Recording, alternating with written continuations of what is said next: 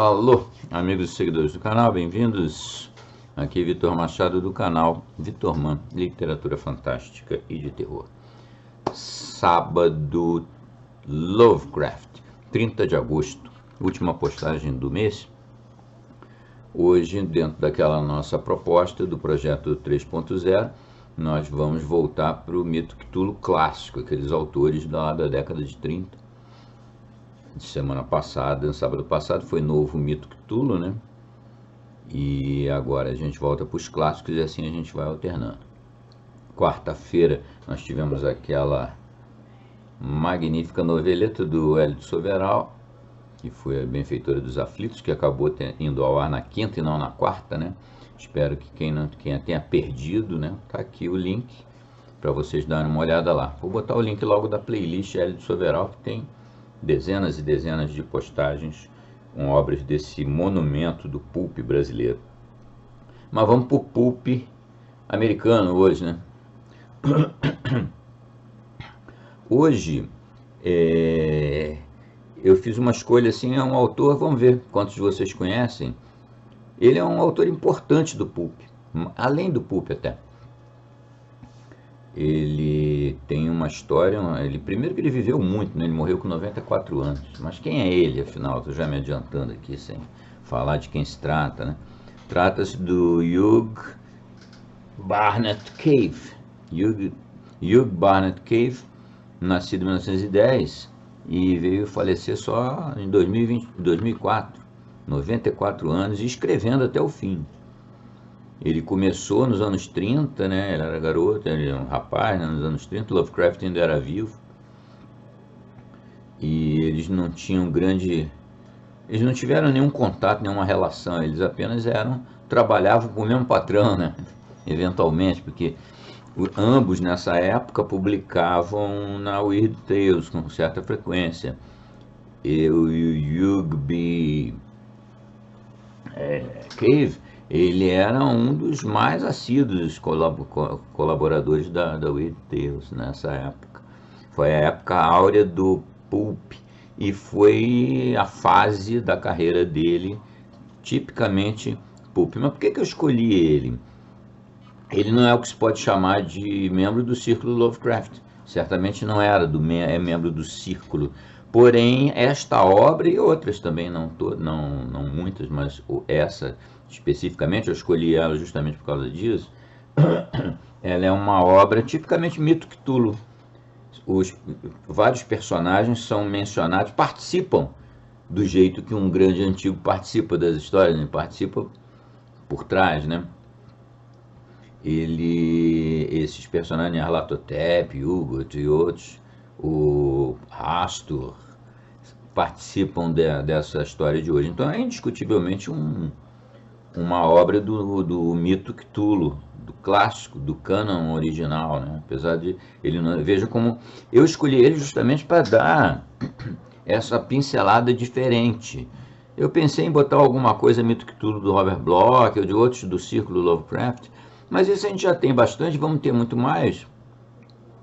Então eu achei melhor, sabe, botar uma figurinha diferente nesse álbum nosso aí. Ele, portanto, é uma obra mito Cthulhu clássico, típico da época quando Lovecraft estava no auge, possivelmente, da carreira dele. Eles, na certa, se conheceram até circulando lá pela Weird Tales, mas eles não há registro de maiores contatos entre os dois. Mas antes de seguir nessa análise do autor e depois da obra, vamos aqui no nosso interregno aqui para botar as imagens dos pedidinhos que vocês têm nos apoiado bastante, né? Não custa, a gente sempre coloca aqui no meio da postagem essas imagens evocativas dos diversos apoios que vocês podem dar, desde os mais simples, como um like, que você já pode dar logo agora, até os mais avançados, como entrar para membro do canal, ganhar aquelas vantagens quem entra para membro do canal, dependendo do nível que participa, né? Tem os comentários, que é o que dá vida, pode até não ser o que mais impulsiona um canal, mas é o que mais dá, na minha opinião, né? É o que mais dá vida É o que mais anima o produtor de conteúdo, ele conseguir trocar opiniões, ainda mais um canal do tipo do nosso, né? E com o público que tem aqui na comunidade.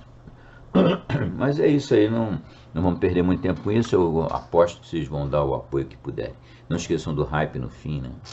Depois nos comentários, joga para a esquerda e taca o hype lá. Mas então eu estava falando do Hugh B. Cave, né? Ele teve várias fases na carreira dele, que foi uma longa carreira, ele morreu com 94 anos, 93 anos, certinho. Ele estava para fazer 94. Mas teve várias fases na carreira dele, vocês vão ver, uma carreira muito legal. Ele escreveu pra caramba, ele primeiro era muito versátil, ele escreveu horror convencional, mito Cthulhu, ele escreveu ficção científica, ele escreveu western, ele é da mesma batida do Howard, né? Ele escreveu talvez mais amplo ainda, que ele escreveu histórias românticas, ele escreveu de tudo na longuíssima carreira dele. Ele, quando morreu, tinha mais de 1000 contos escritos e dezenas de romances. Ele começou a escrever romance mais pro fim da vida, mas ele escreveu, mas é muito. Ele foi então a gente, mais ou menos na linha da vida dele, a gente pode separar assim: anos 30 ele estava surfando, era um dos principais, ele era muito famoso na época. Depois ele teve ele ficou meio escanteado assim por um tempo, mas voltou e aí foi muito reconhecido, né? Posteriormente eu chego lá. Ele então na década de 30 ele era um dos principais escritores do pulp. Um de nós aqui lá nos anos 30 na certa ia conhecer bastante o Hugh B. Cave, mas depois ele meio que caiu na obscuridade. Nos anos 40 ele parou de escrever porque ele virou correspondente de guerra. Aí ele foi para a Europa na Segunda Guerra Mundial, né? Ah, eu esqueci de falar uma coisa importante. Ele nasceu, na verdade, ele é um americano típico, mas ele nasceu na Inglaterra. Ele e a família toda dele era ingleses, né? Ele nasceu lá e ele veio recém-nascido dos Estados Unidos. A família toda se mudou para os Estados Unidos em 1910, quando ele nasceu, né? Eu já ia esquecendo disso. Mas então, ele lá nos anos 40, durante a guerra, ele virou correspondente de guerra. E aí poucas coisas que ele escreveu na época já tem uma outra densidade, possivelmente influenciado pela própria guerra, né? Por aquele ambiente da guerra, ainda mais numa guerra como a Segunda Guerra Mundial. Aí depois, quando acabou a guerra, ele não voltou a morar nos Estados Unidos, ele foi por muitos anos, mais de 10 anos, entre 10 e 20 anos, ele viveu no Haiti. Aposto que vocês já estão pensando que ele saiu escrevendo um monte de história de voodoo. Na verdade, não. Ele foi para o Haiti, ele estudou bastante a cultura haitiana e ele escreveu, foi não ficção sobre o Haiti, sobre o país, sobre a cultura haitiana, né? Antes, 50 e 60. Depois ele ficou meio esquecido, a partir dos anos 70, redescobriram o cara.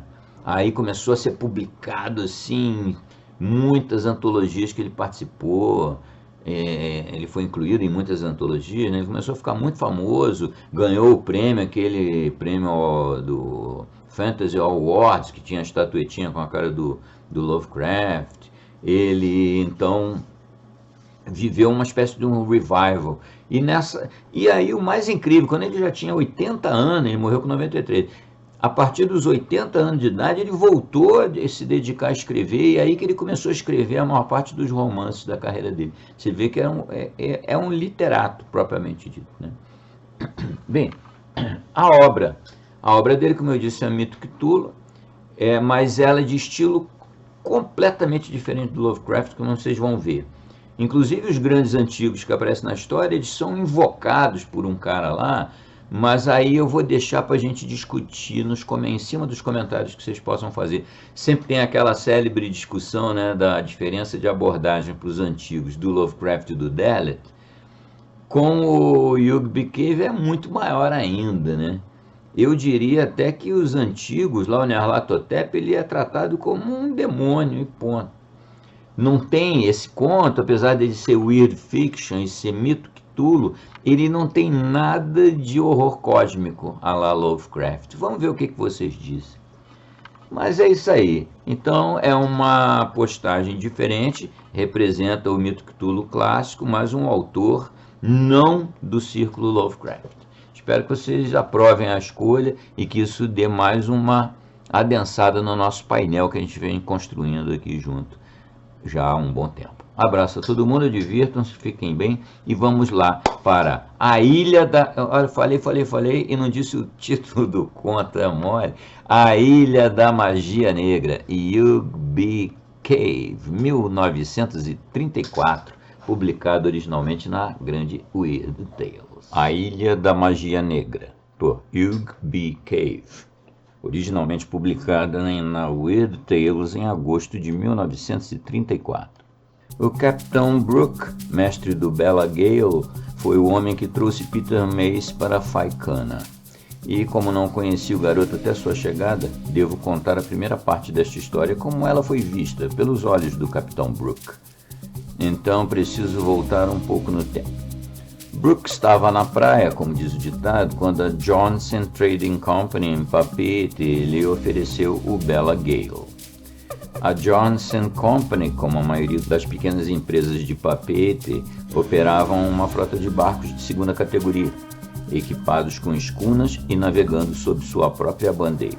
Nenhum capitão de renome aceitaria o comando, nem mesmo dos melhores.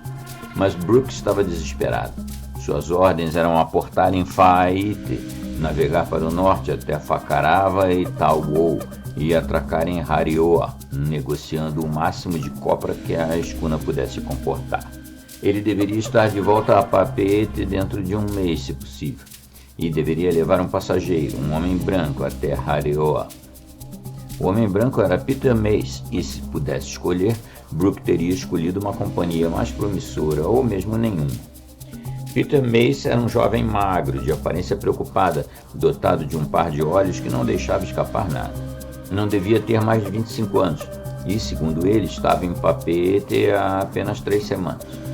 Embarcou 1 hora antes da escuna partir e trouxe consigo uma grande caixa de madeira que insistiu em guardar em sua própria cabine. E por 2 dias guardou tudo para si, sem dar uma palavra de explicação a ninguém. Mais tarde, porém, ele encontrou tempo e vontade de fazer perguntas. Antes que o Bela Gale chegasse a Faite, ele havia perguntado o nome de cada atol em Paumotu. Questionara Brook sobre os hábitos dos ilhéus, como tratavam os homens brancos, quais atóis eram os menos povoados e se Brook conhecia algum pequeno motu fora das rotas das escunas, onde um homem pudesse ficar completamente sozinho. 1000 coisas ele insistiu em saber, mas nenhuma palavra disse sobre si mesmo, sobre seu trabalho ou sobre o motivo de sua ida a Harioa. E nenhuma vez mencionou o significado da caixa em sua cabine. Então um dia, de repente, ele disse: "Se eu lhe der $500, capitão, você se esforçará para me desembarcar em Faicana?" $500? ecoou Brook. "É pouco demais?" "Em nome de tudo o que é sagrado", exigiu Brook, "o que você quer com Faicana? Se eu colocar lá, você vai esperar metade de sua vida por uma banheira para te levar embora." "Se $500 for pouco demais", Peter Mace sorriu, "nós dobraremos." E isso foi tudo o que Brook conseguiu dele. $500 dobrados e Faicana. Faicana, o fim de toda a criação, uma ilha esquecida, habitada por um mero punhado de nativos marquesanos e um missionário com ideias estranhas. Então Peter Mace veio para Faicana, e eu, o padre Jason, o missionário com ideias estranhas, o conheci pela primeira vez e me perguntei sobre aquela estranha caixa de madeira que ele trouxera consigo. Em 1 semana o menino havia se restabelecido. Ele primeiro encontrou uma cabana nativa abandonada e se mudou para lá, levando seus pertences com ele. Então, com uma metódica falta de pressa que trouxe resultados surpreendentes, ele obteve assistência nativa e começou a construir para si uma residência permanente. a mais de 3 milhas do pequeno assentamento do qual minha casa era o centro.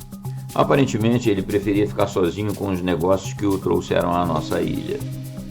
No entanto, ele veio me visitar várias vezes e educadamente me convidou para passar a primeira noite com ele em sua nova casa, quando esta estivesse pronta. Fiz isso e fiquei um pouco surpreso. Embora tivesse ouvido sussurros dos nativos, mantive-me discretamente afastado do local das operações do rapaz, até que ele me convidasse implicitamente para lá. Descobri que a casa estava praticamente isolada em uma clareira natural no meio daquele cinturão de desolação que cobre o extremo norte de Faicana.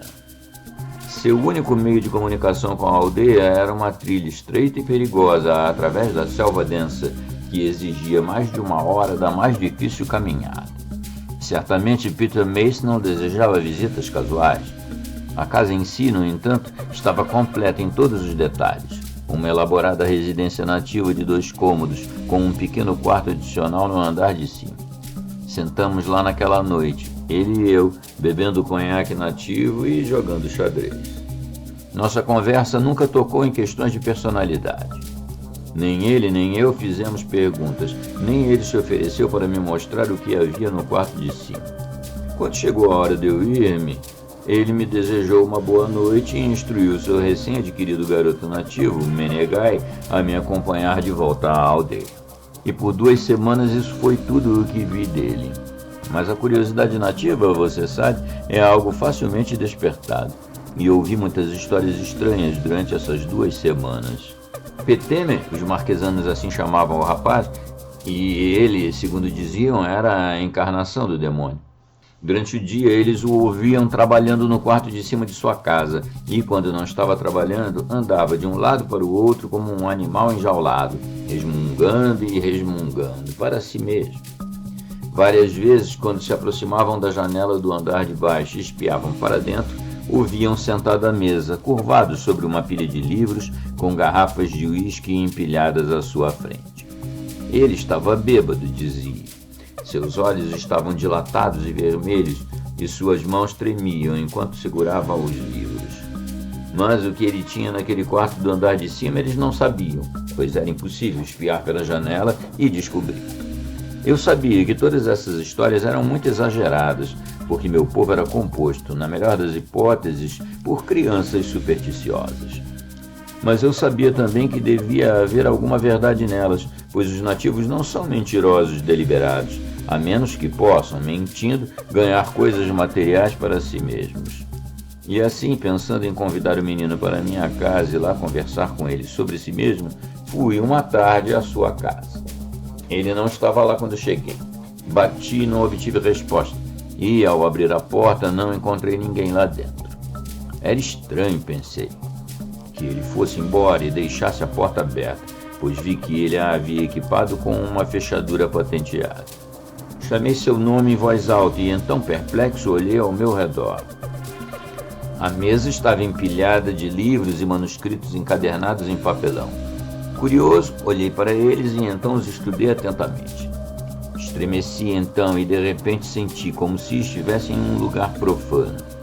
Se houvesse uma fogueira acesa, eu teria jogado aqueles livros nela, apesar da raiva do rapaz ao descobrir meu ato. Pois os livros eram livros proibidos, todos e cada um deles. E digo proibidos não porque eu tenha vocação religiosa, mas porque tais volumes foram condenados tanto pela verdade quanto pela ciência. Um deles eram Os Cultos Negros, de von Heller. Outro, em forma manuscrita, com inscrição em latim, era a edição integral do que hoje é O Véu Invisível.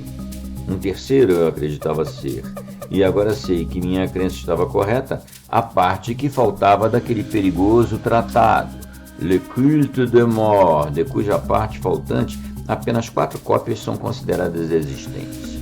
Deus misericordioso, estes não eram livros para a alma de um rapaz de 25 anos que vivia sozinho com seus pensamentos. Completamente confuso, me afastei da mesa e sentei-me por algum tempo em uma cadeira perto da porta aberta, esperando impacientemente o retorno de Peter Mace.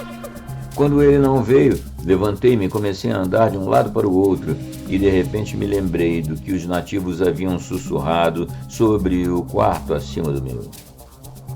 Seria possível, pensei, que os livros sobre a mesa ao meu lado tivessem alguma ligação com o conteúdo do quarto acima?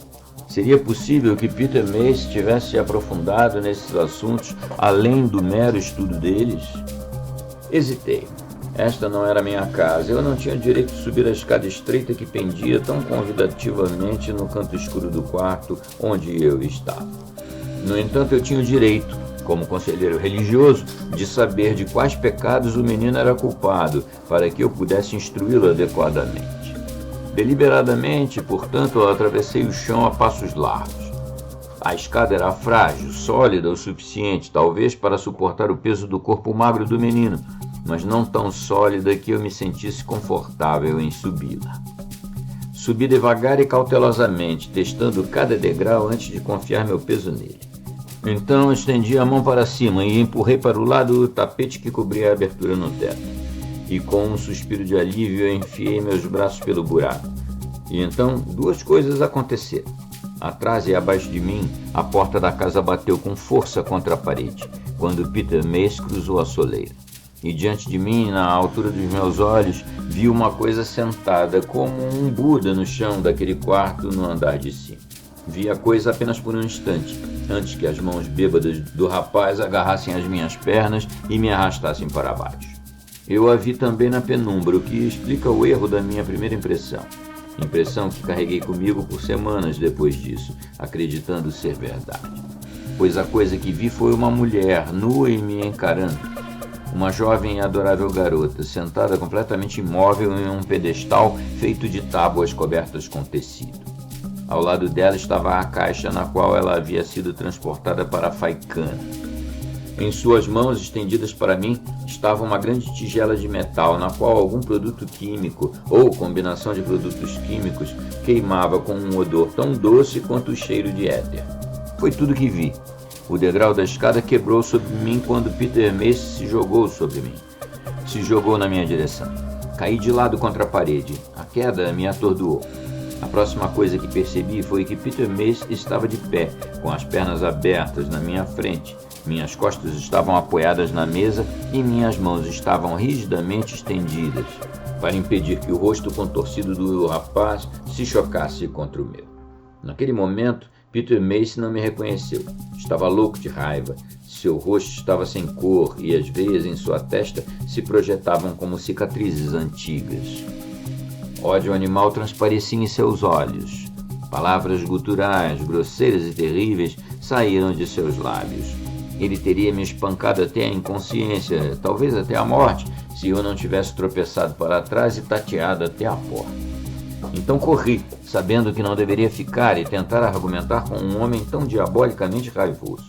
Eu não tinha vontade de lutar com ele, nem conseguiria, naquele momento, explicar o motivo da minha investigação daquele quarto proibido. Corri o mais rápido que minhas pernas me permitiam, e quando olhei para trás, depois de arar cegamente através da grama alta até a borda da pequena clareira, vi-o parado, rígido, na porta da casa, com as mãos agarradas ao batente e as pernas abertas sob o corpo.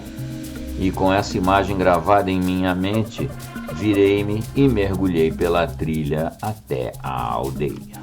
Esse foi o início do que posso corretamente chamar de um reinado de terror. Não para mim, mas para os nativos. Daquele dia em diante, eles não estavam seguros ao se aproximarem da casa de Peter Mace, e, no entanto, apesar do perigo, sua curiosidade continuou a levá-los até lá.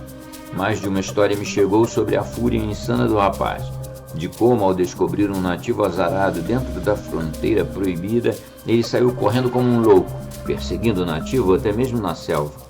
É verdade que essas histórias me chegaram depois de muitas recontagens e certamente foram ampliadas para meu benefício, mas ainda assim eram significativas. Não voltei aos domínios de Peter Mace, e então um dia ele veio até mim.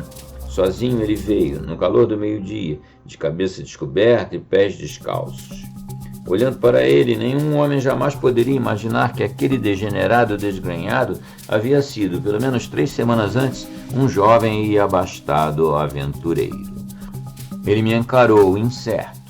Seus olhos estavam enegrecidos com manchas de sangue. Seu hálito estava fétido com os vapores da bebida. E, no entanto, ele gozou triunfante. Ele me encarou, seus lábios úmidos, presos em uma máscara facial que não sentia o toque de uma navalha há dias, curvaram-se para cima nos cantos e me sorriram maliciosamente. Bem, ele zombou, você ainda está curioso? Fiquei na varanda da minha casa e o encarei, meio com medo e meio com pena. Mas ele não queria piedade. Suas mãos imundas agarravam o corrimão e seus pés descalços estavam firmemente plantados nos degraus. Ele retribuiu meu olhar. Bem, você não consegue falar, disse ele. Estou tão bêbado que não consigo falar com você. Está, respondi friamente. Você está bêbado demais para saber o que está fazendo. É o que você pensa, disse ele, empurrando o rosto para a frente. Mas eu não estou fazendo nada, entende? Já está feito. Se você quiser satisfazer sua maldita curiosidade, pode voltar comigo e satisfazê-la. E não se preocupe, não vou te expulsar desta vez. Não vou precisar. Porque fui com ele, afinal, depois de tal explosão, não tenho certeza. Curiosidade? Certamente, até certo ponto. Mas era mais do que isso. O rapaz estava doente. Ele era mentalmente doente, moralmente doente. Precisava de ajuda. Era meu dever acompanhá-lo. E fui. Assaltado por dúvidas e por um medo físico considerável, segui o selva dentro. Se quisesse me assassinar em segurança e segredo, poderia tê-lo feito facilmente naquele labirinto de escuridão. A trilha sob meus pés era viscosa e incerta depois de uma noite de chuva. Em nenhum momento o sol nos atingiu através do teto de galhos entrelaçados e aroidinas babadas que pairavam sobre nós a cada passo. Por todos os lados, o eterno pingar, pingar, pingar de umidade acompanhava nosso lento progresso. Nenhuma palavra foi trocada entre nós. Ele poderia ter me assassinado, digo eu, mas não fez nada além de caminhar penosamente como um autômato, chapinhando em poças de lama negra e olhando fixamente para a frente. O esforço físico daquela jornada desagradável estava lhe afetando. Quando chegamos à clareira onde ficava sua casa, ele se virou para me olhar com olhos perplexos, como se estivesse esquecido por que eu o acompanhara. E na verdade ele tinha esquecido. O que você quer? Perguntou ele carrancudo. Hesitei. Tentei desesperadamente ler o que se escondia por trás de seu olhar desafiador.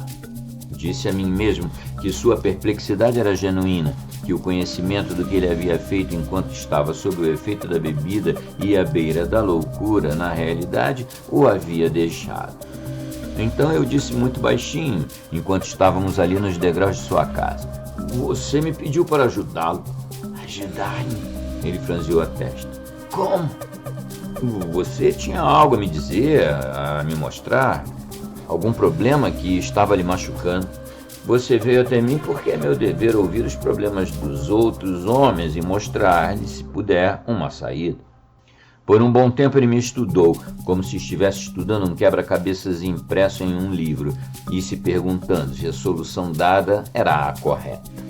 Ele levantou uma das mãos para afastar a mecha de cabelo dos olhos e em seguida mordeu os nós dos dedos, olhando para mim o tempo todo como uma criança pequena se esforçando para lembrar de certas coisas que havia esquecido.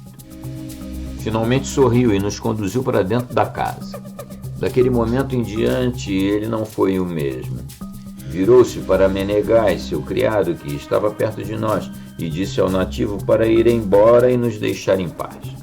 Então fez um gesto silencioso para que eu me sentasse em uma cadeira e puxou outra de frente para mim. Inclinou-se para a frente, olhou fixamente para mim e finalmente disse: O senhor sabe quem eu sou, padre? Sinceramente, respondi, não sei. Não é isso que eu quero dizer. Peter Mace é meu nome verdadeiro. Quer dizer, o senhor sabe quem eu sou? O que eu sou? Eu gostaria, disse a ele. Então talvez eu possa ajudá-lo. Sim, pode ser. Mas eu não sou religioso, padre. Não acredito em Deus nesse sentido. Sei muita coisa diferente. Diga-me então, sugeri suavemente. E ele me contou. O nome dele era Peter Mace. Eu já tinha ouvido esse nome? Eu sabia o que significava em Nova York e Filadélfia? Não. Bem, nomes não significavam muito nos mares do sul de qualquer forma. E ele sorriu cansado ao dizer isso. Que importância tinha? Afinal, a parte dele no nome não tinha importância nenhuma. Ele fora apenas aluno de uma renomada faculdade de medicina de Nova York, um aluno exemplar até o 4º ano, quando for expulso em desgraça por certas palestras e experimentos que era melhor não serem descritos. Havia uma garota adorável, mas uma criatura das ruas. Muriel Kennedy era o nome dela.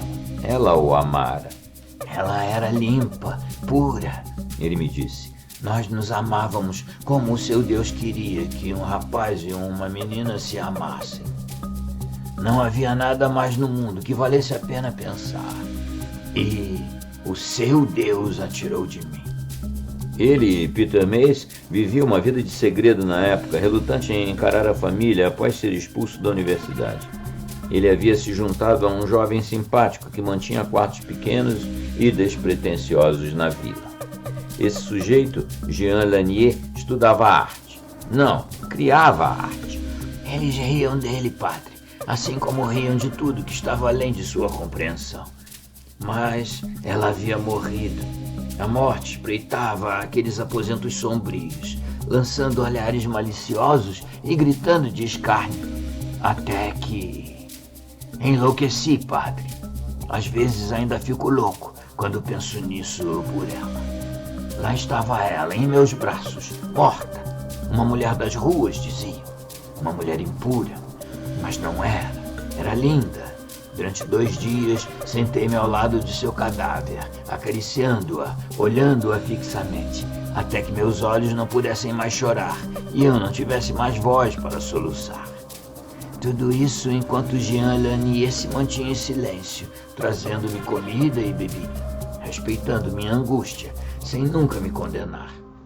E então, na minha loucura, concebi a ideia de mantê-la comigo para sempre. Para sempre? Peter Mace deve ter visto o horror que surgiu em meus olhos enquanto eu o encarava. Ele sorriu e se inclinou para a frente para colocar a mão delicadamente em meu braço. Não assim, padre, disse ele balançando a cabeça. Você entendeu errado. Jean Lanier era um artista, um escultor.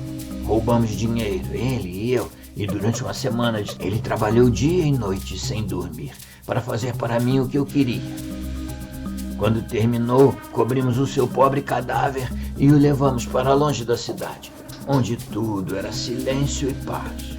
Lá, à noite, a enterramos. Ninguém sentiu falta dela. Ninguém fez perguntas. Ela era apenas uma mulher das ruas. E quem se importa quando uma mulher das ruas desaparece? Ele olhou para mim e para o chão e por um longo tempo não falou mais nada. Então ele disse pesadamente: Eu nunca deveria ter feito isso, padre. Eu nunca deveria ter obrigado Jean Lanier a fazer o que ele fez. Isso me deixou louco. Encheu minha mente de ódio pelo Deus Todo-Poderoso. E porque eu tinha estudado esses... Ele apontou amargamente para a pilha de livros proibidos na mesa ao nosso lado. Só havia um caminho a seguir. E eu estudava cada vez mais. Eu aprendia coisas. Jean Lanier me expulsou e não queria mais saber de mim. Onde quer que eu fosse, com a coisa que Jean tinha feito para mim, as pessoas cochichavam e me chamavam de louco. E então, eu disse, você veio aqui para Faicana? Ele assentiu. Isso também fazia parte da loucura, confessou. Não era uma insanidade separada em si. Era parte do todo. Eu tinha que me afastar de todas as pessoas vivas. Eu tinha que ficar sozinho com ela. Você entende? Eu tinha de ficar sozinho com ela. Eu tinha que terminar o que tinha começado. E eu terminei. Sim, terminei. De repente ele se pôs de pé diante de mim, rindo estridentemente. Encolhi-me, percebendo o horror da transformação que se operara nele. Eu sabia então qual era o estado de sua mente. Quando ele veio me buscar em minha casa, sua mente estava repleta daquele estranho triunfo que ardia dentro dele, E ele estava, pelo menos em parte, louco. Então, naquela longa e silenciosa jornada pela selva, as chamas dentro dele se apagaram. Ele até se esqueceu da causa de sua loucura. E agora, lenta e terrivelmente, se convencerá a voltar a ser uma fera selvagem com apenas uma ideia. Certamente não era de um homem são que eu me encolhia. Vou mostrá-la a você. Ele berrou, batendo no ar diante do meu rosto com os punhos cerrados. Você subiu as escadas furtivamente uma noite, maldito, e tudo o que viu foi um pedaço de mármore morto. Venha comigo agora. Vou lhe mostrar algo em que seu cérebro empanturrado de religião não ousará acreditar. Ele agarrou meus braços e me puxou para fora da cadeia. Seus olhos arregalados estavam perto do meu rosto, encontrando uma satisfação diabólica em cada expressão que distorcia minhas feições. Ele me sacudiu como um homem adulto sacode uma criança apavorada. Você acha que sua religião idiota é a resposta para tudo na vida, não é? Disparou. Você acha que sabe tudo o que há para saber? Bem, eu vou te mostrar.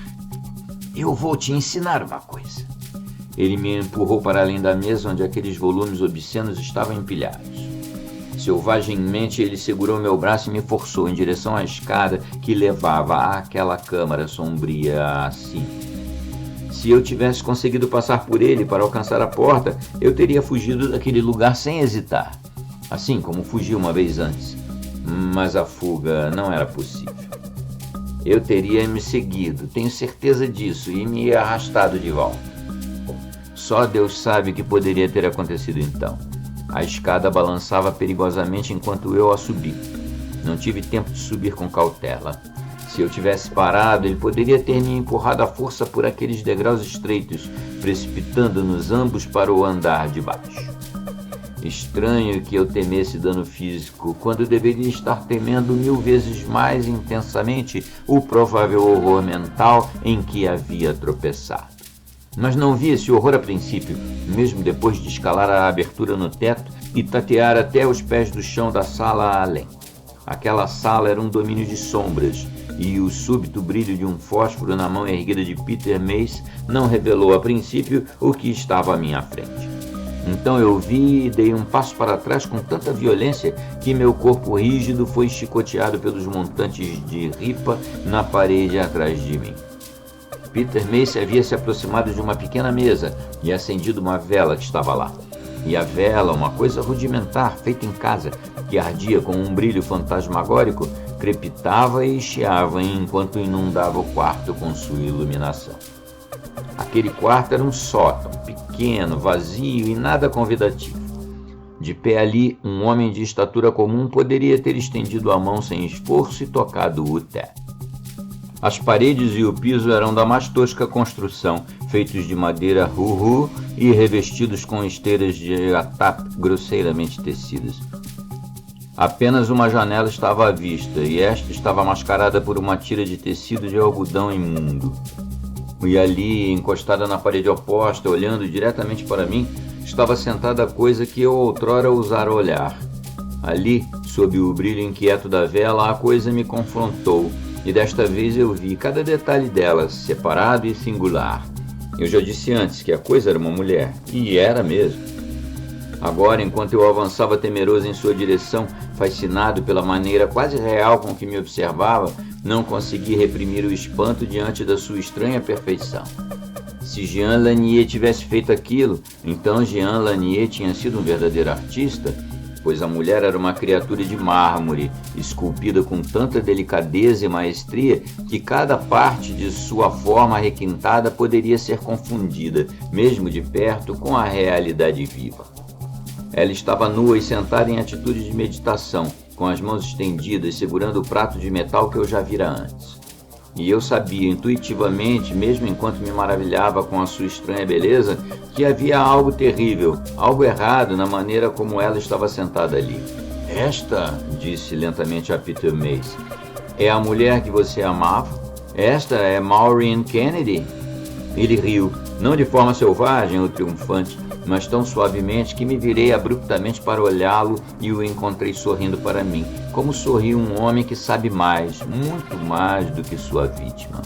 Ela será a mulher que eu amarei quando eu terminar, respondeu ele, e caminhou até a figura de mármore, colocou as mãos em seus ombros e olhou para seu rosto como se ela pudesse entendê-lo. E então cometi um erro. Achei que ele estivesse menos louco do que quando me forçou a subir a escada um momento antes. Coloquei minha mão em seu braço e disse baixinho: Meu rapaz, isso não é bom. Seu amigo nunca deveria ter feito tal ídolo para você adorar. O mandamento nos diz: não terás outro Deus além de mim. Ele jogou minha mão para longe. Selvagemmente ele se virou para mim, me lançou um olhar furioso. Pensei que seu punho cerrado fosse bater em meu rosto. Então ele deu um passo para trás, sorrindo. Deliberadamente passou por mim até a abertura no chão, abaixou-se e arrastou um pesado pedaço quadrado de madeira sobre a abertura, prendendo-o no lugar com tiras que estavam presas a ele. Com igual deliberação, ele caminhou até a parede oposta, agarrou uma cadeira que estava encostada ali e colocou-a no centro da sala. De pé atrás dela, disse calmamente: Venha aqui e sente-se. Não tenho vontade de ficar nesta sala, retruquei. Venha aqui e sente-se. Por quê? Porque eu digo. E se o seu Deus idiota estivesse aqui, ele se sentaria ao seu lado.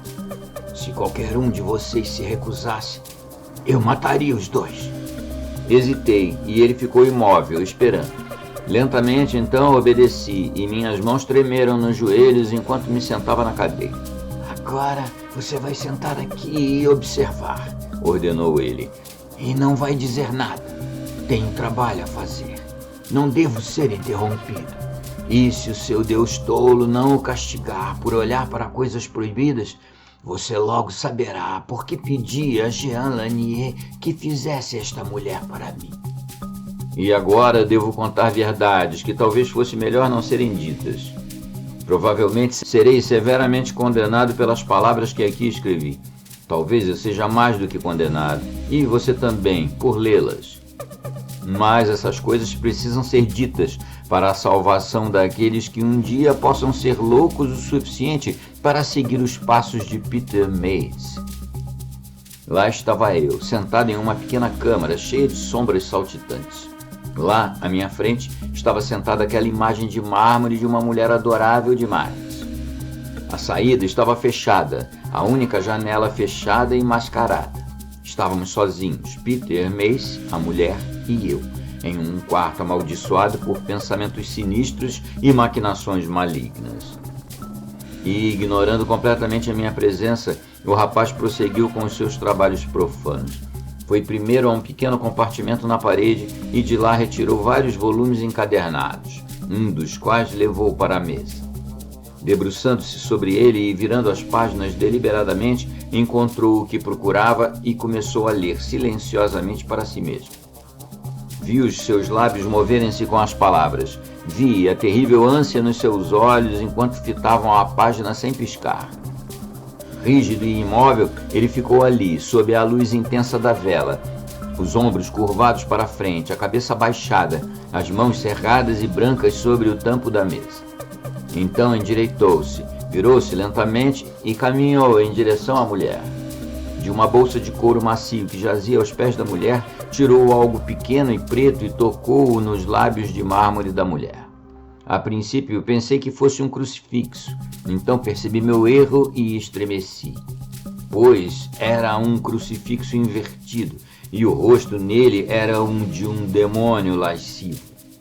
Cuidadosamente ele o colocou no prato de metal que as mãos sem vida da mulher estendiam em sua direção. Com o mesmo cuidado deliberado, pegou um pequeno frasco e despejou no prato um líquido escuro e viscoso que brilhava fracamente na luz diáfana. Então vi um fósforo brilhar intensamente e o prato de repente se acendeu com uma chama azul clara. Lentamente, então, o rapaz caiu de joelhos. Ele não se virou para me olhar. Duvido que ele tenha percebido minha presença. Ele se ajoelhou, olhou fixamente para o rosto da mulher e ergueu os braços em súplica.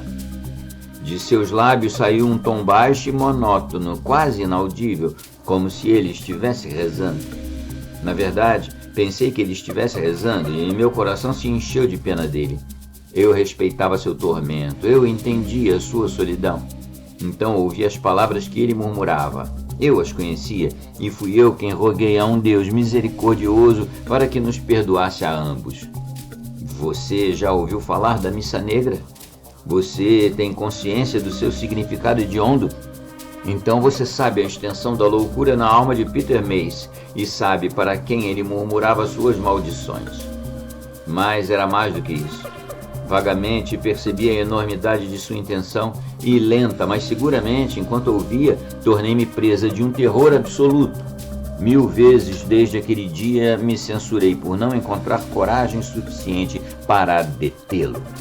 Se eu tivesse pulado da cadeira e me jogado sobre ele, ele poderia ter me agradecido mais tarde. Mesmo que eu tivesse sido forçado a agarrar a cadeira em que estava sentado e atacá-lo com ela, eu não poderia ter sido condenado por tamanha violência.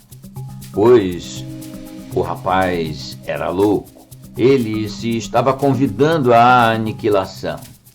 Mesmo assim, fiquei sentado ali, olhando para ele. Fiquei sentado, rígido, com os olhos arregalados e o sangue pulsando nas têmporas. Estava apavorado e fascinado. E Deus me ajude, deixei que ele fizesse o que queria. Essas palavras ainda as ouço, sempre que me sento sozinho em um quarto às escuras. Elas murmuram para mim na mesma cantilena. Eles estão em meu cérebro. Esta é a noite, ó Betmora. Esta é a noite, embora seja dia e o sol esteja brilhando fora de nosso santuário. Ouve-me enquanto caminho pelo Lago Negro de Hali, ó Nyarlathotep. Ouve-me. Ouça o que digo, palavra por palavra, como os nascidos na terra devem dizer para comandar a presença do Rei Negro. Ouve-me, céu em arte, e o sinal amarelo está queimando no altar do meu desejo, para que ela possa abrir os olhos e ser minha novamente. Ó Pai do nosso nome, santificado seja. Palavras para ti, ó Yugot, ó Ian, ó Astur, ó Príncipe do Mal. Dê-me-a, eu digo, e ordena teu preço, e em nome do grande que não deve ser nomeado, através dos poços da noite, onde os rastejantes espreitam invisíveis, esperando por asas para os erguer. E em nome dos sem cabeça, nascidos na imundície vermelha do abismo sem limites, dá-me em vida, ó Astur, esta mulher. Entrega-a aos meus braços, ó Yugot. Ouve-me, ó Senhor dos Senhores, Nyarlathotep. Estas palavras, nascidas da mente de loucos e repletas de sugestões horríveis, de horrores proibidos aos homens, saíram dos lábios do rapaz que se ajoelhava comigo naquele quarto vil. Estas palavras e mais, mas as outras eu não ouvi, pois eu me tornara como um homem empalado, sentado tão ereto e rígido quanto uma estátua de mármore. Não como uma estátua de mármore. Aquela estátua não era mais ereta e rígida. A escuridão entrara no quarto conosco, uma escuridão viva e maligna que ameaçava sufocar o brilho ocre da vela. E diante de mim a estátua pálida da mulher se movia, balançando lenta e horrivelmente de um lado para o outro, enquanto suas mãos estendidas carregavam o prato de metal para frente e para trás, como um pêndulo, e a chama azul naquele prato se tornava uma língua de fogo viva e entrelaçada. Peter Mace parara de resmungar. Outras vozes se tornaram audíveis, baixas e vibrantes, proferindo palavras sem começo nem fim. Como se proferidas por longos e profundos tubos, aquelas sílabas zumbiam e ganhavam vida, como se gemidas em voz alta por algum sacerdote de túnica escura de um culto grosseiro. Elas cantavam em cada nicho daquele quarto imundo. Não estávamos mais sozinhos. A escuridão ao nosso redor estava povoada de sombras, de coisas inomináveis que não tinham forma, nem substância, e ainda assim estavam lá. Era um momento de oração e súplica. No entanto, eu não conhecia nenhuma oração poderosa o suficiente para oferecer proteção. Tínhamos perdido o direito de orar. Peter Mace, com suas maquinações malignas, havia invocado elementos das profundezas da escuridão. Suas blasfêmias haviam estabelecido comunhão com entidades mais poderosas do que qualquer uma que pudesse ouvir orações de lábios humanos. E sou eu, Padre Jason, um missionário, quem diz isso. Ajoelhei-me com as mãos erguidas à minha frente, mas nenhuma palavra saiu dos meus lábios. Eu as pronunciei, mas elas morreram antes de nascer. Por todos os lados, aquela escuridão infernal se movia. Aquelas formas infernais se aproximavam. Diante de mim, o rapaz se levantara cambaleante e ficara parado como um bêbado, como se estivesse atordoado pela enormidade de seu pecado. Mas o que eu vi acima de tudo e do que me lembrei com terrível clareza pelas noites seguintes foi a transformação que estava ocorrendo na mulher de mármore. Deus me ajude por ter olhado para aquele rosto. Os olhos que antes estavam abertos apenas para dimensões naturais arregalaram-se de agonia. Os lábios estavam disformes, o rosto uma máscara branco-acinzentada retorcida além do reconhecimento. Cada centímetro do corpo da mulher se movia, lutando horrivelmente, lamentavelmente, para se libertar de suas amarras de mármore. Ela não estava mais morta. Ela não era mais uma coisa de pedra. Vida havia sido derramada em seu corpo rígido, e ela lutava agora em um inferno de tormento físico para assimilar aquele poder amaldiçoado e se tornar completamente viva. Você já viu uma vítima de epilepsia repentinamente acometida por essa terrível doença? Essa mulher era assim. Ela se esforçou para se levantar, lutou para libertar as mãos do prato de metal ao qual se agarravam, para que pudesse abraçar o rapaz que estava diante dela. Lenta e horrivelmente, com um movimento paroxístico dos quadris e seios, ela se virou para ele. Em agonia, ela olhou fixamente para o rosto dele, implorando por sua ajuda. Ela tentava falar, mas não conseguia. E o garoto retribuiu o olhar. Ele havia se tornado como um homem ereto dormindo. Parecia não perceber a agonia dela ou estar ciente da escuridão hedionda que pairava ao seu redor como um sudário. Lenta e mecanicamente, como se obedecesse a ordens sobre as quais não tinha comando, ele avançou em sua direção. Silenciosamente ele olhou para o rosto dela. Então o ouvi dizer baixinho, calmamente, como se estivesse recitando as palavras. Ainda não é. Não, ainda não é. Esta é a quinta vez, ó Astur. Apenas a quinta vez, ó Senhor dos Senhores. Cada vez a agonia é maior e a vida é mais forte. Você prometeu que na sétima vez a agonia destruirá a morte e a vida será completa. Eu sou paciente, estou contente em esperar. Todas as coisas vêm para aquele que espera. Deliberadamente ele estendeu os braços. Suas mãos se juntaram e pressionaram o prato de metal para baixo. Vi seus olhos se fecharem e seus lábios embranquecerem, enquanto a chama azul consumia suas palmas. Mas nenhum som saiu dele enquanto estava ali. E em um momento, quando ele deu um passo para trás, o fogo azul não era mais um ser vivo. Então, como se estivesse realizando um ritual, o rapaz ajoelhou-se lentamente e colocou as mãos sobre o corpo da mulher morta-viva à sua frente. A agonia desapareceu do rosto dela. Sua luta cessou. Ela se tornou como antes, uma criatura de pedra, inanimada e sem vida. Ele se ajoelhou com a cabeça baixa aos pés do seu santuário. Ajoelhou-se e rezou, não ao Deus dos homens, mas aos deuses obscenos que possuíam sua alma. Enquanto ele se ajoelhava ali em súplica, o quarto se esvaziou de sombras e sons, e eu e a mulher ficamos sozinhos como antes.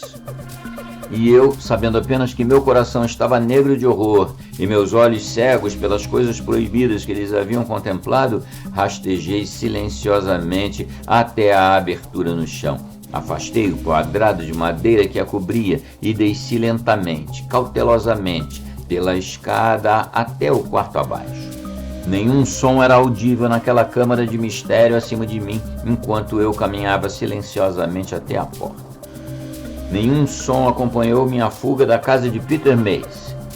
Quando cheguei à orla da selva e olhei para trás, vi apenas um brilho de luz amarela atrás da janela mascarada daquele quarto no andar de cima. E sabia que Peter Mace ainda estava lá, ainda ajoelhado em oração, enquanto a vela rústica sobre a mesa lançava sua luz inocente sobre o conteúdo profano do quarto. Lentamente e com o coração pesado fui embora. Daquele dia até o dia do acerto de contas, não vi Peter Mace. Na verdade, eu não queria. Horas se passaram antes que a cor voltasse ao meu rosto e minhas mãos parassem de tremer. Depois de chegar em casa naquela noite, enjoado e cansado de vagar pela selva, fechei e tranquei a porta e sentei-me como um morto, olhando para o chão. Minha mente estava repleta das coisas monstruosas das quais havia participado. Eu temia a punição. Pior ainda, eu sabia que aqueles horrores ainda não estavam completos. Repetidamente em meu cérebro ecoavam as palavras do rapaz. Na 7ª vez, a agonia destruirá a morte e a vida será completa. Eu sou paciente. Todas as coisas vêm para aquele que espera. Não, eu não voltei para a casa de Peter Mace, na selva. Eu temia a ele e aos habitantes das trevas que habitavam aquela casa de horror com ele. E desta vez, quando os nativos vieram até mim com histórias sobre a loucura do rapaz, eu sabia que era melhor não condenar essas histórias como exageros. Menegai finalmente chegou. Com os olhos arregalados e aterrorizado, bateu à minha porta e implorou para ser admitido. Era a noite do 9º dia, e a visão do rosto do marquesano trouxe à tona todos os medos que estavam adormecidos dentro de mim. Abri a porta para ele, fechei-a rapidamente e então ouvi as palavras estridentes que saíam de sua boca manchada de Bethel. Itenei, Lamentou-se. Deus Todo-Poderoso. E então em sua própria língua gritou, murmurou e sussurrou sua história com tanto medo genuíno nos olhos que eu soube que suas palavras eram verdadeiras. Menos de uma hora antes, ele, Menegai, estava sentado em um tapete de atape no chão da casa de seu mestre. Peteme, ou Peter Mace, estudava livros, como de costume, com os cotovelos apoiados na mesa e a cabeça inclinada sobre as páginas impressas. Então, de repente, sem dizer uma palavra, Peteme empurrou a cadeira para trás, levantou-se e caminhou em direção à escada que levava ao quarto do andar de cima. Menegai começou a sentir medo, então. Sempre que seu mestre se retirava para aquele sótão secreto, coisas estranhas aconteciam. Peteme nunca mais foi o mesmo depois de retornar daquele quarto. Ele se tornou Eva, ou errado da cabeça. Tornou-se como um homem embriagado de Tuak, ou como um homem que assistiu ao Titi e Tepepo, a dança do amor, por tanto tempo que sua mente enlouqueceu de desejo. E dessa vez não foi exceção. Logo do quarto acima vieram sons sem sentido. Vozes murmuravam e outras vozes cantavam em uníssono. Os sons ficavam cada vez mais altos, até que, após uma eternidade, culminaram no grito de uma mulher. Um grito horrível, como se uma pobre garota estivesse sendo dilacerada ainda viva. E então veio a voz estridente de Peteme, berrando em triunfo, gritando repetidamente. A 7ª vez se aproxima. A 6ª aprovação terminou. Ouça-me, ó Astur. A 6ª aprovação terminou. Menegai agachou-se perto da porta, tremendo e amedrontado. Nunca antes seu mestre trovejara com uma voz tão cheia de triunfo. Nunca antes a mulher naquele quarto pavoroso gritara em tamanha agonia. Nunca antes ela gritara. Como ela poderia? Ele, Menegai, a vira com seus próprios olhos numa tarde em que ousara olhar para o aposento secreto e proibido de seu mestre.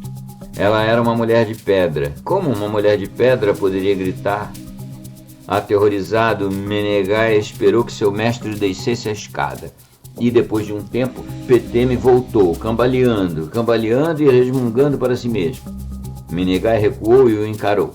Peteme permaneceu rígido, retribuindo o olhar com os olhos cheios de uma loucura vermelha. Então, de repente, o homem branco se tornou como um demônio enlouquecido por Atai, como um monstro sob o efeito de Rea Inoeruru, a droga que faz os homens cometerem assassinatos. Rosnando horrivelmente, ele se lançou para a frente.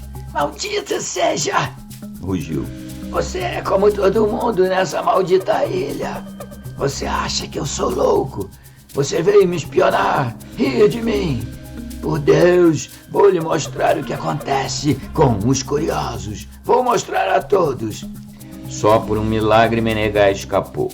A borda do tapete de Atap, curvando-se sob os pés de Peteme, fez o homem branco tropeçar.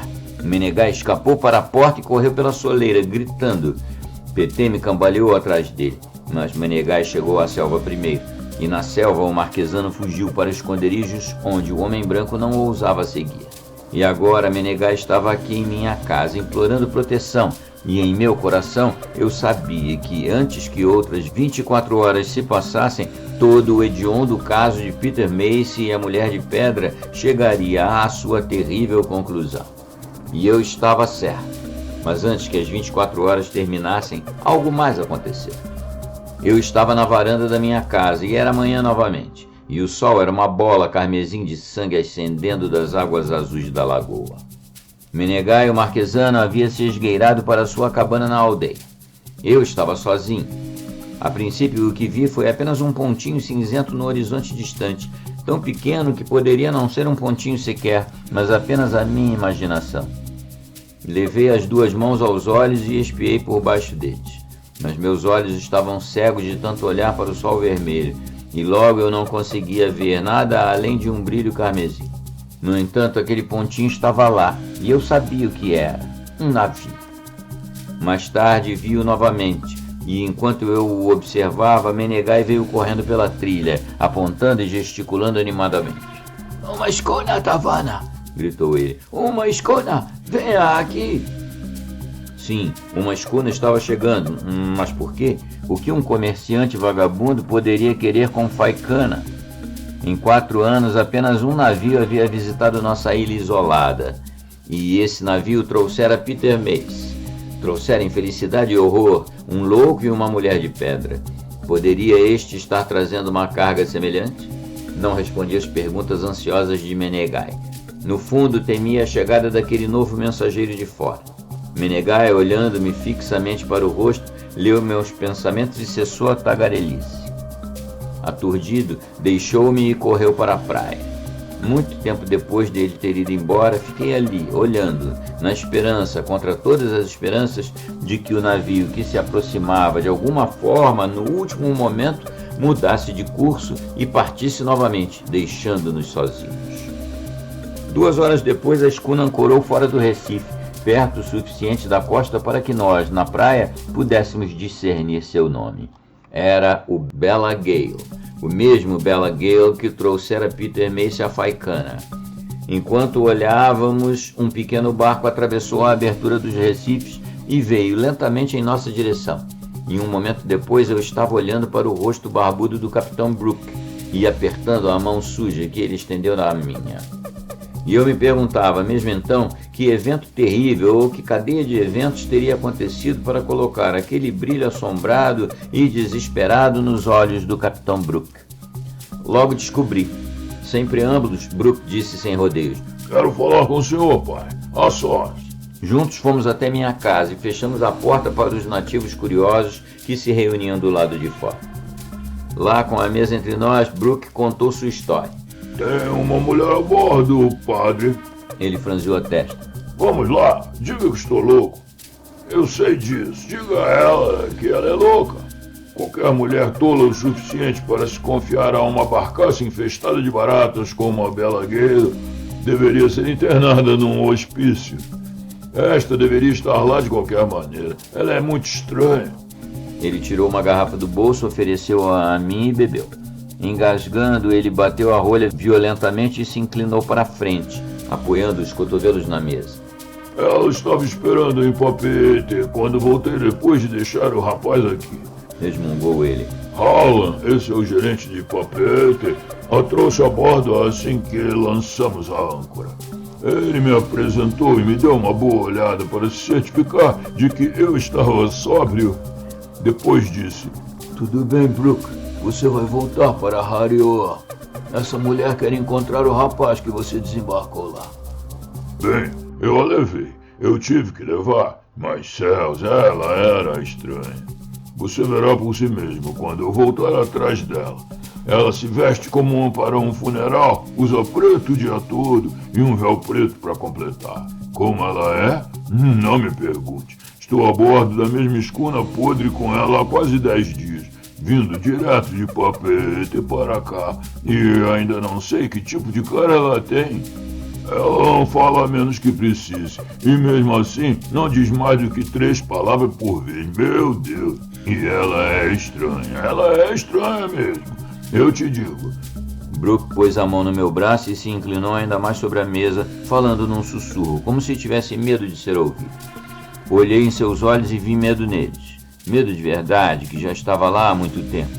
É por causa desse negócio da Harioa, padre. Ele murmurou. Alan achou que eu levei o rapaz pra lá e me mandou levar a mulher também. Ele não sabia que eu abandonei o rapaz em Faicana. Eu não contei isso pra ele. Se eu tivesse contado, ele teria reclamado do dinheiro que o rapaz me pagou. E eu queria esse dinheiro pra mim. Então, quando saí de Papete da última vez, fui pra Harioa. E foi isso que ele me disse, não foi? Leve a mulher para Harioa. Mas não tínhamos saído há mais de 3 dias, quando ela veio até mim e disse: O senhor não vai me levar até o Peter? Assim, sem mais nem menos, padre. Como, em nome de tudo que é sagrado, ela sabia onde o Peter estava? Eu olhei para ele. Um pouco de medo em seus olhos deve ter se infiltrado nos meus também. Ele retribuiu meu olhar triunfante. Ela não é humana, eu lhe digo. Ele disparou. Ela não é humana nem para se olhar. Ela anda por aí como se estivesse dormindo. Ela fala no mesmo tom de voz o tempo todo, como se estivesse cansada. Meu Deus, não quero mais nada com ela, padre. Eu a trouxe aqui e vou deixá-la aqui. A decisão é sua agora. O senhor sabe mais sobre esse tipo de negócio do que eu. Você a trouxe aqui, eu disse lentamente, porque estava com medo de não vir? Medo? Ele berrou. Eu lhe digo, quando ela olhou para mim com aqueles olhos dela e disse: Você não vai me levar para Peter? Eu sabia que era melhor não enganá-la. Eu a trouxe para Peter, então. Isso foi tudo. Brooke se levantou e ficou cambaleando enquanto bebia novamente da garrafa de uísque. Ele me encarou e riu embriagado enquanto abria a porta. Você vai ficar com ela, disse ele. Vou desembarcá-la como me mandaram. Seja bem-vindo. Então ele saiu. Foi com sentimentos mistos de medo e apreensão que eu aguardei seu retorno. De alguma forma eu não conseguia me forçar a ir até a praia. Preferi permanecer atrás da porta fechada da minha casa, sozinho com meus pensamentos, embora fosse melhor ter saído daquele quarto escuro para a luz do sol e o ar livre, onde minha mente teria criado visões menos mórbidas. Quem poderia ser ela, essa mulher? Uma irmã, talvez, do rapaz que se estabelecera naquela casa de pecado na selva? Uma parente, talvez, da namorada morta que ele deixara para trás? Eu me perguntava, e pensando nisso me vi desenhando imagens mentais dela. Subconscientemente, as descrições de Brooke influenciaram essas imagens. A mulher da minha imaginação era uma freira vestida de preto, grosseira e desajeitada, excêntrica na fala e nos atos, nada parecida com a mulher que me confrontou menos de 10 minutos depois. O grito gutural de Brooke me arrancou de meu devaneio e eu abri a porta com um puxão nervoso. E lá estava ela, alta, graciosa e absolutamente adorável, em contraste direto com a imagem mental que eu tinha dela. Silenciosamente, ela o seguiu escada assim. Sem constrangimento, ela ficou de frente para mim, enquanto Brooke disse secamente: Esse é o padre Jason, senhora. Ele administra este lugar. A mulher assentiu. Seus olhos, por trás de um véu opaco que escondia completamente suas feições, me observavam atentamente. Ela tinha talvez 25 anos, certamente não mais. Deliberadamente ela olhou ao redor da sala, quase mecanicamente, passou por mim e afundou em uma cadeira. Com uma voz peculiarmente monótona disse: Estou cansada. Vim de muito longe. Ela estava cansada, embora seu rosto estivesse escondido de mim, eu podia sentir a exaustão nele. Ela parecia ter perdido de repente a capacidade de se mover, quase a própria capacidade de viver. Ela estava sentada perfeitamente imóvel, olhando fixamente para a frente. Pensei estranhamente que ela estivesse à beira da morte. Você deseja ir até Peter? Perguntei gentilmente. Peter? Ela sussurrou e ergueu a cabeça lentamente para me olhar. Peter? Sim, daqui a pouco. Eu a observei. Certamente aquela mulher amava Peter Mace, ou não teria se dado ao trabalho de encontrá-lo. Se fosse assim, ela poderia ajudá-lo. Ele precisava de ajuda. Precisava de alguém próximo e querido, que conversasse com ele, que o convencesse que sua horrível pesquisa era perversa. Se aquela mulher pudesse fazer isso, sua vinda não seria em vão. Quando você estiver descansada, eu disse baixinho, eu a levarei até ele. É melhor você dormir primeiro, é um longo caminho. Ela sorriu como se estivesse com pena de mim por não saber algo que eu deveria saber. Sim. Ela disse. É um longo caminho através da selva. Eu sei. Então ela dormiu. A escuridão já havia caído quando começamos a jornada para a casa de Peter Mace. Estávamos sozinhos. O Capitão Brooke havia partido há mais de uma hora, jurando que não a queria mais e que para ele não se importava se nunca mais pisasse na maldita praia de Faikana. Os nativos, cansados de ficar rondando a casa na esperança de satisfazer suas curiosidades infantis, retornaram à aldeia.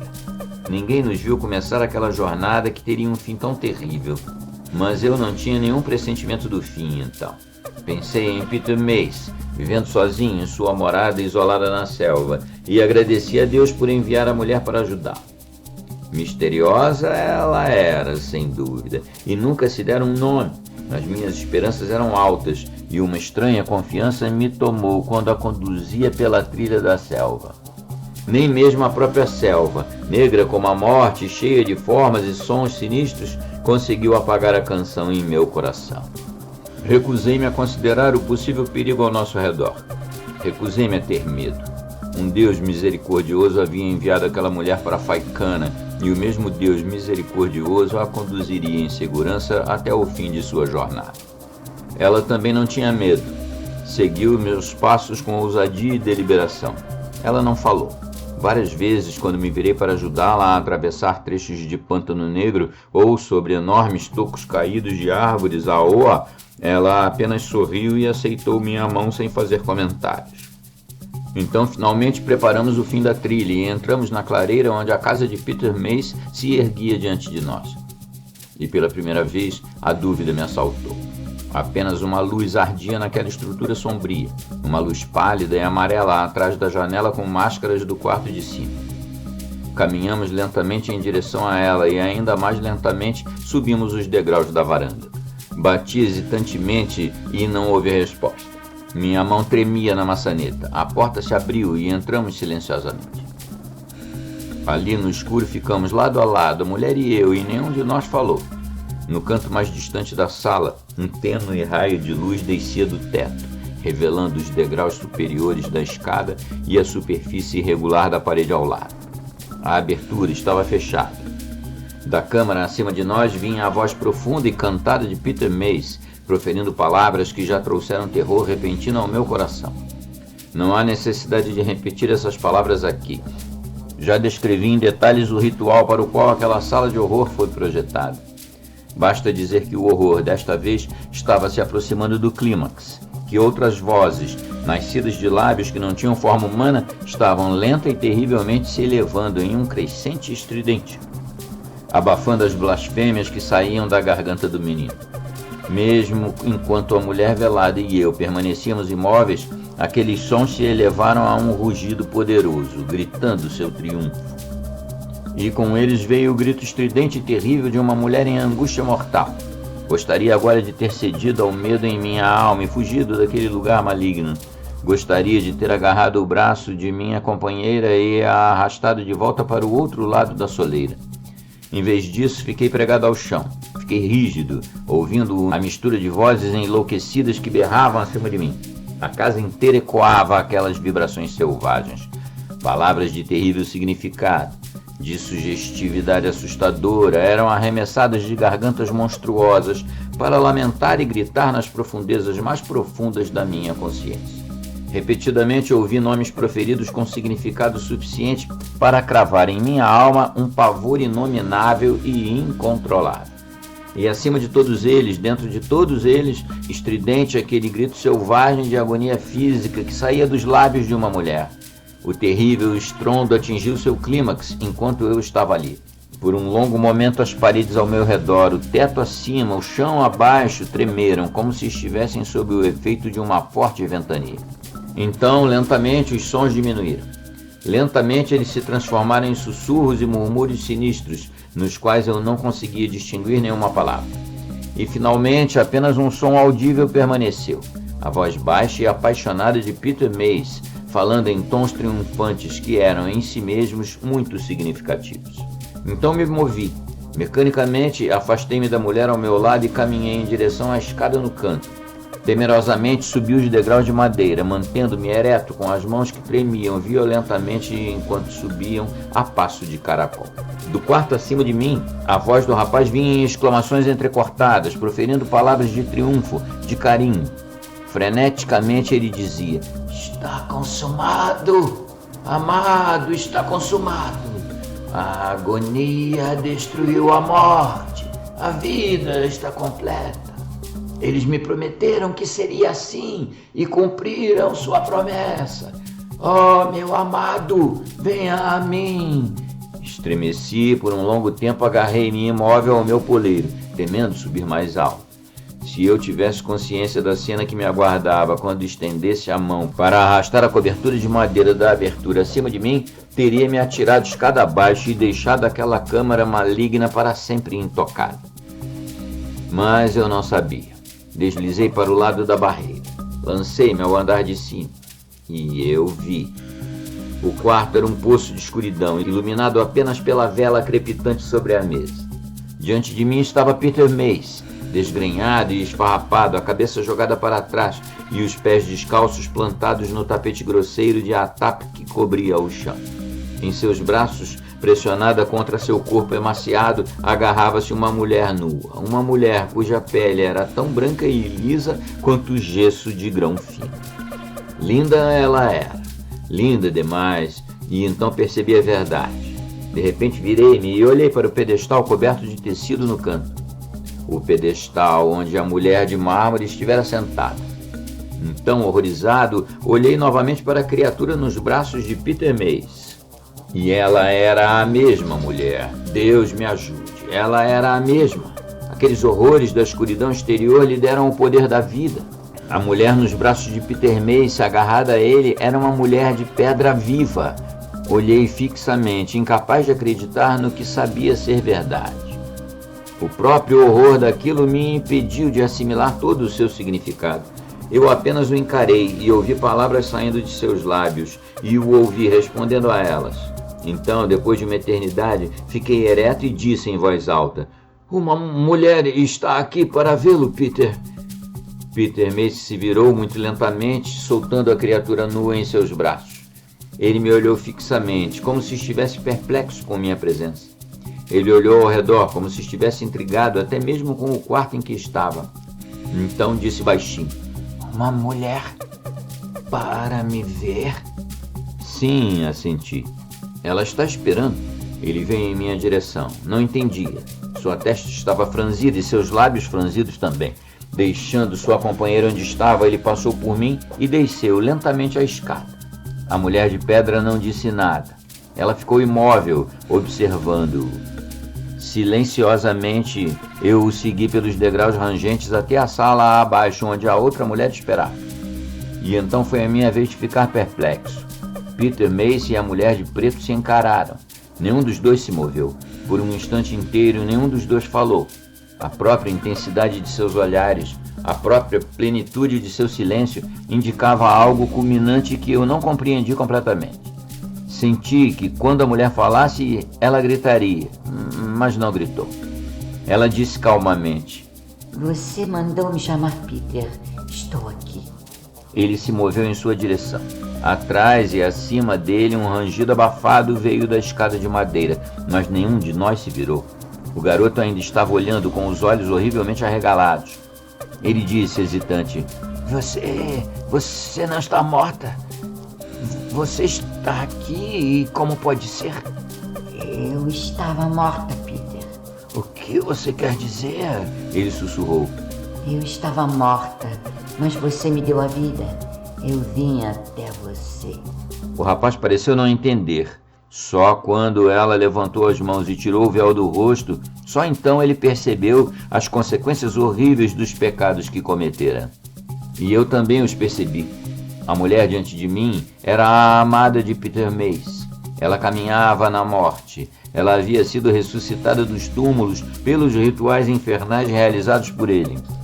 Esta mulher diante de mim era a realidade de carne e osso a partir da qual ele e seu companheiro artista haviam criado aquela criatura de pedra no quarto acima de nós. A semelhança era inconfundível, mas havia uma diferença. O rosto daquela mulher cadáver era belo apenas porque ela o tornara belo. Sob a máscara de pó que o cobria, a morte havia escrito com um lápis indelével, deixando certos sinais que jamais poderiam ser apagados. Não é de admirar que ela usasse um véu.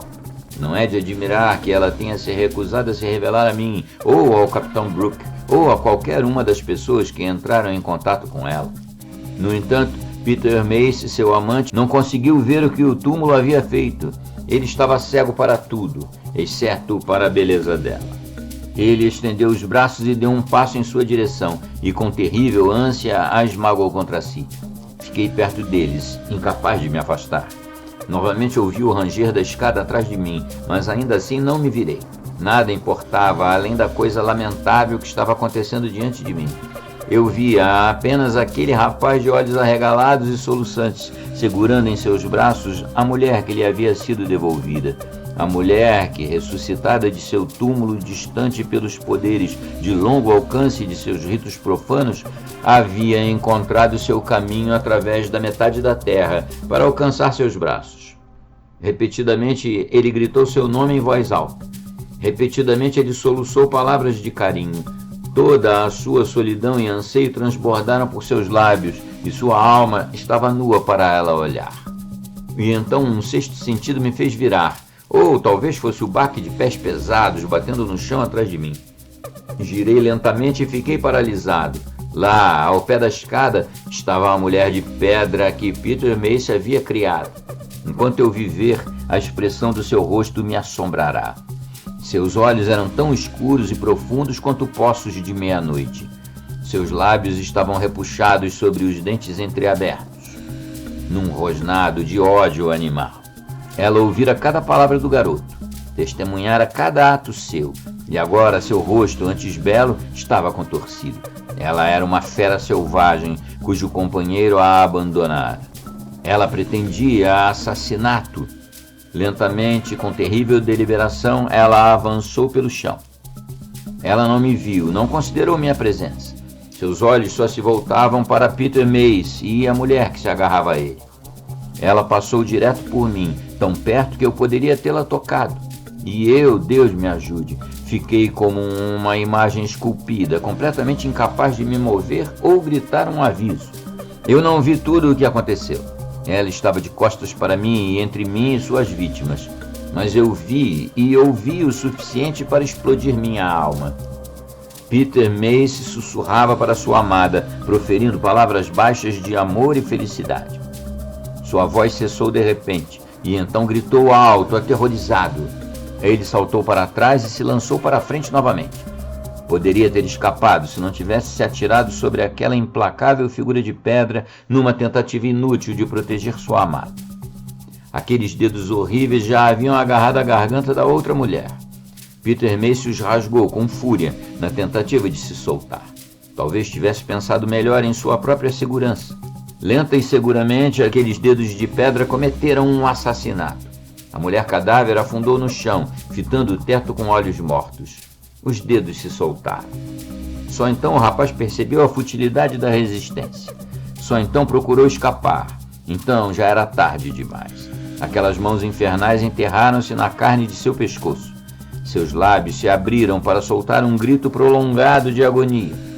O grito transformou-se num gorgolejo sangrento. Ele ficou suspenso, os pés batendo uma terrível tatuagem no chão. Quando ela o soltou, ele caiu sobre o corpo da mulher abaixo dele. E ele, como ela, estava morto. O quarto então encheu-se do silêncio da morte. A mulher de pedra estava de pé sobre suas vítimas, olhando-as de cima. Uma eternidade se passou. Lentamente, e ainda sem falar, a mulher virou-se e caminhou até a porta. Sua mão tateante levantou o trinco. A porta rangeu para dentro. Olhando fixamente para a frente, ela atravessou a varanda e desceu os degraus. Rigidamente e com a mesma deliberação hedionda, ela caminhou em direção à selva. A escuridão da noite exterior a reivindicou e ela se foi. Isso é tudo. Foi por isso que eu, Padre Jason, parti de Faicana no dia seguinte, levando meu povo nativo comigo. Arriscando a morte em parris desajeitados, remamos por 2 dias e 1 noite em mar aberto, para chegar ao atol escassamente habitado de Meru, onde poderíamos recomeçar a vida.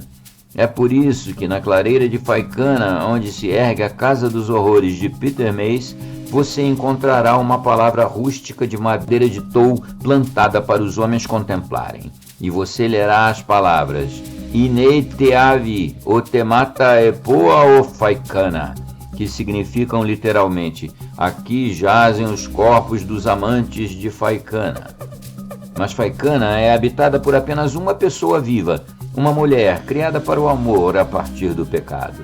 E ela é uma mulher de pedra que pode não morrer, que pode não encontrar paz, até que aqueles horrores inomináveis do mundo das trevas tenham pena dela e a libertem da vida que lhe deram.